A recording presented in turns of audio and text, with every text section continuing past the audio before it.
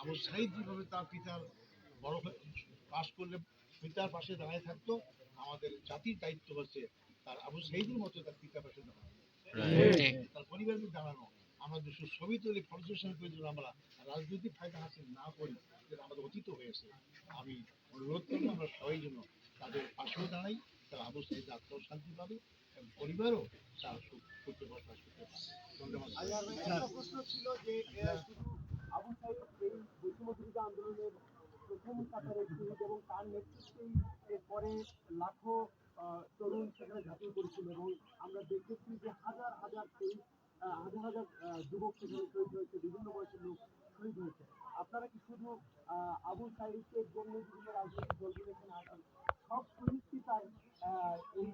এই যে দেশের দায়বদ্ধতা থেকে আপনারা যারা গণতন্ত্র ফিরে পেলাম আমরা, সেই জায়গা থেকে রাজনৈতিক দলগুলো ঠিকঠাকভাবে কাজ করতে পারছেন কিনা আপনারা, যে সকল